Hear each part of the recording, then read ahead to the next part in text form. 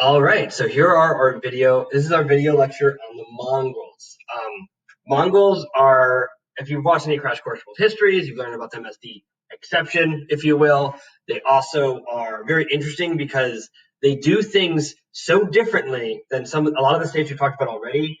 And what's even more important is that they're responsible for a term that I'm going to call, I'm making this up right now. Well, not right now, I thought about it already. Continentalization. So we have this term globalization of the world becoming kind of smaller and more connected. It's the Mongols that unite the continent of Eurasia more than any other state that preceded them. We already had these connections, but it's the Mongols that make these connections more concrete and therefore transform the trajectory or change the trajectory of human history even into this day. So the Mongols are really important to world history because world history is the study of not just all these different states, but how these different states connect with one another. Okay, and here's our gist that kind of emphasizes that. So for the terms, again, definitions are pretty awful. I think you're getting to learn that. So there is one thing I kind of did to abbreviate this for you guys. Genghis Khan is GK. So that's what I mean by grandson of GK. Go ahead and pause here. All right, and here's our next slide. So yeah, there are lots of terms here, and what I think is going to be really important is that you make sure you clarify what these terms mean to Mr. Jones, Mr. Broughton, or I, because the vagueness of the bolded terms here could lead to some confusion on the quiz. So please make sure that you verify if you don't understand what I'm talking about in these terms with Mr. Broughton, Mr. Jones, or myself, okay? I think it's silly that they gave the definition of a canon. I should hope you guys know what a canon is. All right, so now I'm going to talk about the Mongols.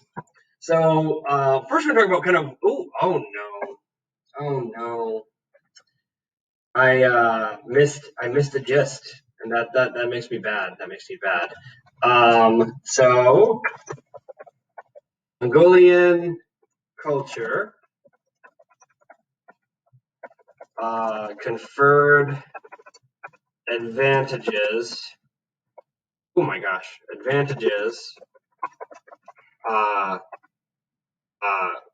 based on, I conferred, changed their practices.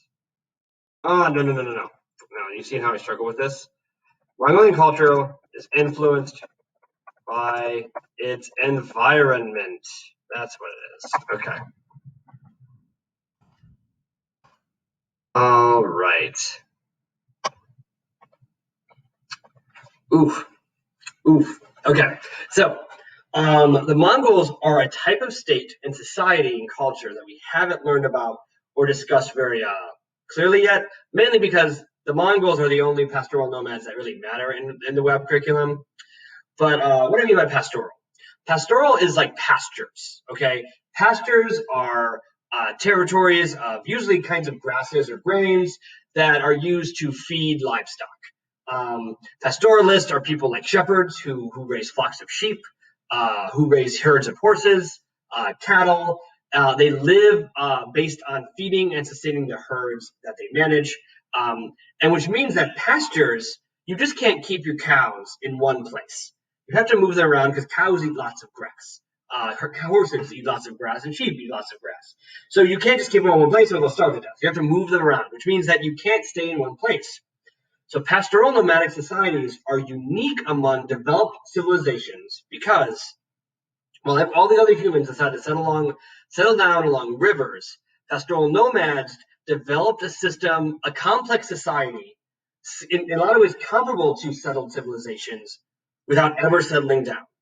They have complex languages, they have belief systems and technologies that are not just like hunters and gatherers that predate civilization. So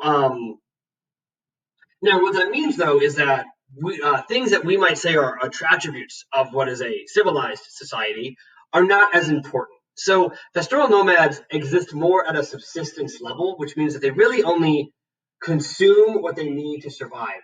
Luxury goods aren't as important to their needs because anything you buy you have to carry around with you, and which means it's not really all that important to carry around like fancy rings, because what do rings gonna do except make your hand more uncomfortable when you die, right? Or precious metals and things like that.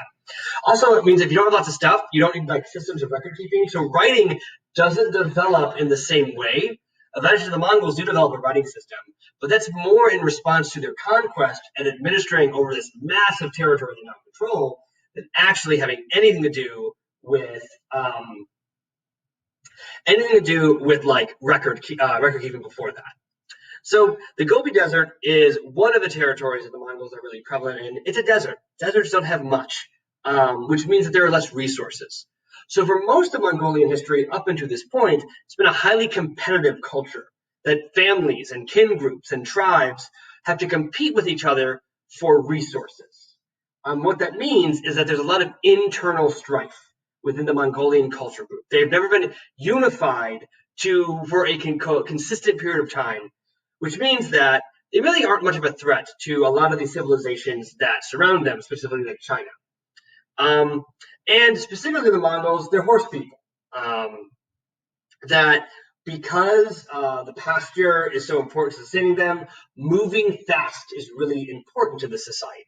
And so horses, the domestication of horses, this is kind of Central Asia or where horses were domesticated, is really important. And also, nomads can be based on foot. For example, before horses came to the Americas through the introduction by the Spanish, most indigenous people who were nomadic, specifically in the modern day United States or Canada, were foot-based nomads. And it's totally fine. You just can't move as much. And you might not need to move as much, though, in that case. So these are who the Mongols are. Now we're going to talk about one very important Mongol named Genghis Khan. So Genghis Khan used a lot of these things that made Mongolian culture unique to his own advantage. So before Genghis Khan was Genghis Khan, his name was Temujin. He was a noble or the son of a chief in a Mongol tribe. A civilized society outside the Mongol dynasty typically would fund certain groups within Mongols to essentially try to destabilize the Mongol group and make sure they never unified under a banner. So Temujin is kind of the victim of that. He loses his father when he's very young, but eventually he's able to kind of like get in that grind and unify the Mongol people. And eventually, through what's called a Kurotai, is crowned King of Kings or Khan of Khans by the Mongols because he grinds in, he wins a bunch of battles, and he unites the Mongols. And they just go ham after they're unified. They just go off on the rest of Eurasia during this time. So essentially, here's the gist of Mongol conquest. They send someone to your city and say, we'd like to enfold you into our empire. You can say yes, you can say no. If you say yes, welcome to the empire. Just pay us tribute and keep doing what you're doing. You're great people. If you say no, you do not want to be a part of the Mongol Empire, you are not going to be anything anymore. And so the Mongols eventually developed a reputation as a brutal culture that punishes those who do not submit to their authority. Like, for example, kind of in like, a lot of things they do could be described as lyrics as in a heavy metal album. So like one thing they would do is they would tie up a bunch of people in sacks and then put boards over those people and then run over them with their horses. That was so inappropriate. They run over them with their horses and crush them to death.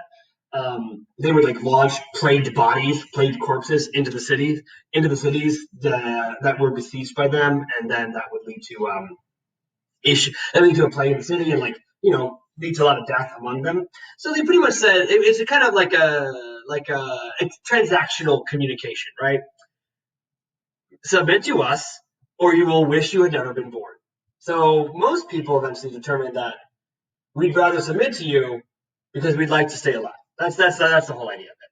So Genghis Khan's military strategy and the practices of their army use horses to their advantage. So Mongol people would spend an entire lifetime on horseback, which means they were very acquainted with moving by horse. Many of them were highly proficient archers from horseback, which is a skill that is very rare and very difficult to develop. This meant the Mongols had a distinctive military advantage because they had horses that could move fast and they could attack you when they were far away. So horse archers are a really important element of Mongol strategy. I could talk about this for about 20 minutes, so I don't want to go too much into that. But essentially, the mobility is one of the key advantages someone can confer in warfare. If you can move faster than your opponent, you can escape battles you don't want to fight that are disadvantageous to you. You can surprise your enemy in attacks when they don't expect you to, and attack them when they are not in a great position to defend themselves. You can surround your enemy without them knowing. You can use horses to scout out the terrain around you to pick the site of battle that benefits you the most. The steppe itself, being this kind of flat grassland, means that there aren't things like mountains or forests in the way that prevent you from using horseback to advantage, because running a horse through a forest is asking for you to be clotheslined by a tree. Asking to have horses move on mountains is asking for a horse to break his leg. Horses don't have fingers. They can't grip things. They have hooves. I think you know that, but I think that really, just think about how that would make mountain combat very difficult on horseback. Horses, though, are bad at sieges because a horse is very big, kind of a big target, and you only can fit so many horses through a breach. Also, horses don't have hands, don't have fingers. We talked about this already. They can't climb things. They can't climb ladders. So the Mongols developed very advanced siege technology that allowed them to, and methods that allow them to destroy fortifications where the horses themselves are not the most productive. So they would try to beat enemy armies in the field of battle because they had a great military advantage in battle. But then when they get to sieges, they would have to really develop new technologies, things like catapults that could launch heavy stones over walls to destroy the city before they could even get into the city. They also would develop what are called siege towers, which are like towers on wheels. They could push it to walls and then overwhelm them with the infantry that they did have in the Mongolian Empire. So the Mongols had a good equation for conquest, and they ended up conquering and creating the largest contiguous land empire in human history. Now, when the Mongols are at peace, and they spend a significant period of their time at peace, especially when they expand so much, it's just the fringes of empire that are expanding and where combat's happening. Inside the Mongol Empire, it's kind of a bop. It's kind of a great experience. So when the Silk Roads become administered by a single state, that state, the Mongol Empire, is heavily invested in the stability of that trade route. So that means that they're going to have patrols along the trade route to destroy those bandits that would be along the trade route. They would set up way stations that they would tax traders on the Silk Road. The taxes used would be used to make the roads higher quality, pay for patrols along that route. And merchants want to pay those taxes because the more that money was being used to make their trading more productive, because a cobblestone road is not going to be damaged by flooding or not going to be destroyed by the elements, which means you can move more efficiently along that trade route. Patrols would stop bandits from attacking you, meaning you lose all your funds. So you pay a little bit of a fine or a fee for protection so that you don't lose all what you paid for to sell. So the Pax Mongolica leads to a massive expansion of the Silk Road itself. And then that would mean a massive expansion of the global economy. However, tolerance is an important policy pursued by the Mongols. The Mongols administer millions of people during this time, millions of them. And frankly, the world is just too diverse. And for the Mongols to impose their culture on the people they conquer would probably upset a lot of the people that they conquer. So what the strategy is to let them do what they want and just pay taxes to you, which you get loaded by doing so. You have control of a massive area now. And it doesn't matter if they don't believe the same God as you. In fact, the religion of the Mongols, Tengri, is a very syncretic religion. It's kind of like Hinduism, that it's ethnic. So it's very inclusive of new belief systems. They throw some Confucianism in it. They throw some Islam in there, and stuff like that. So tolerance is a pragmatic choice made by the Mongols because it's so big. If there's a revolt in one part of the empire, it would take weeks to respond to it, to even figure out you had a revolt going on there in the first place. Horses are fast, but they're not that fast. So finally, we have one more slide, I think. This is going to be one of our longer videos. So the Mongolian Empire expands. Genghis Khan is kind of responsible for the expansion of the Great Horde period. But, oh my gosh, see these typos. These typos are killing me. What happens is that though the Mongol culture continues to expand with the death of Genghis Khan, it politically begins to fragment. So there's not one Genghis Khan anymore. There's not one person controlling that. Temujin and his son are kind of the only two that really kind of exert that much direct control over their kind of sub-khans.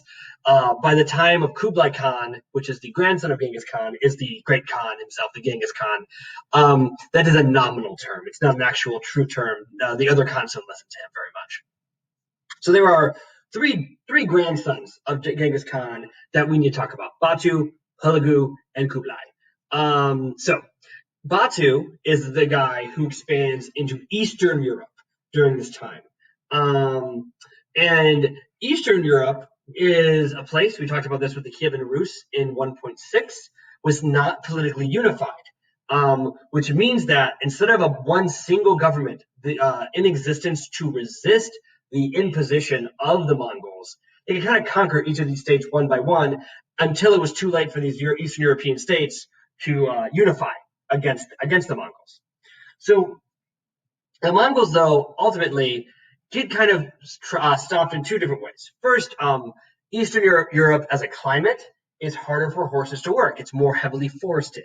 That means that horses don't have the same military advantages. So though they were able to kind of conquer individually all these tiny little Eastern European states, they weren't really able to. They really knew that if they let the Kievan Rus kind of like get too angry at them, putting down a revolt would be very difficult. And that's eventually what does happen. That a city-state named Muscovy or Moscow eventually kind of unifies the Rus people around that area, and they're able to overthrow the Mongols because these climate or terrain advantages that the Mongols couldn't take advantage of, that they could have on the steppes, happen as well. The Western Europe definitely could have been conquered by the Mongols, but it's kind of a what if of history. The son of Genghis Khan dies right before Batu kind of starts invading Western Europe, and means he has to be recalled as a part of the election of the next Khan. So that's kind of what stops the expansion of the Mongols themselves. Hulagu is the guy who, instead of going west from Eurasia, Central Asia, he goes southwest into the Middle East. And the Abbasid dynasty, which you learned about in 1.2, at first kind of goes the whole, we don't want to be ruled by you because you're infidels. And what happens is that Hulagu kind of just destroys the Abbasid Caliphate. And since then, there has not been a true unifying caliph of Islam. Since then, the Ottoman Empire kind of readopts the caliphate, but it's more a nominal term at that point. So this area is called the Ilkhanate, which is a vocab term at the top of the slideshow. And what's interesting is that they pursue this policy of tolerance. And what happens is that because the Mongol culture is a more adaptive culture, a lot of the leaders of the Ilkhanate adopt Islam, and Persians are used as administrators. The Persians eventually are integrated into the Mongol governmental structure, and in fact, Persians end up traveling all over the Mongol Empire. They're showing up in the Golden Horde, they're showing up in the Yuan dynasty, which we're about to talk about, as administrators. So the Ilkhanate kind of adopts Middle Eastern, Persian, and Arabic culture. You said they kind of stopped becoming Mongol in a lot of ways. Kublai Khan is kind of the final guy we need to talk about. So he is the last great Khan. He is in charge. He conquers the Song dynasty and kind of reinterprets his rule in the Chinese dynastic cycle. So you had the Tang dynasty before this, and the Song dynasty, the Yuan dynasty. Kublai Khan adopts the mandate of heaven, says that heaven has chosen me to rule over China, and so he tries to. In general, if you were a person who was not doing well in the Song dynasty, a peasant or a lower class person, you benefit from the Yuan dynasty. However, the wealthy and powerful and privileged of China itself, mainly these Confucian scholars, the scholar gentry, as we've talked about in the past, are the people who are not happy with the Yuan dynasty itself. And so when the Mongol control of power begins to wane, it's these groups that try to overthrow them. And so these Confucians lead this revolt, and also the Yuan dynasty is destabilized by several failed attempts to expand the empire off land. So, like, for example, they try to invade Japan, and a storm destroys the Mongol fleets. Going to Indonesia doesn't work out for them either. So they kind of fail in expanding anymore, and that destabilizes them as well. So the final gist of, which again, another gist I forgot, the Mongols accelerate Continental connections. Continental connections. So what does that mean? So because the Mongols kind of unify Eurasia in a lot of ways, that means that in this context, Eurasia changes faster. So because the Silk Roads can be more productive through Mongol protection, people connect more with each other. When they connect more with each other, that means their cultures connect more with each other, and that leads to more cultural exchanges. Also, because trade is more productive, you also have more transmission of germs, and so specifically, the bubonic plague, which is a bacterial disease that is unique to that started with mice in Central Asia, spread to humans, spread along the Silk Road, and killed such an extraordinary amount of people that it's hard to imagine how many people died as a result of the bubonic plague. That sets Europe back several centuries in terms of population growth. That I think is not until I don't want to say exactly when. It takes several centuries for the European population to return to the population numbers it is by the end of the Black Death or the bubonic plague. So here are the Mongols. We have one more video to go through. So thanks for listening, guys.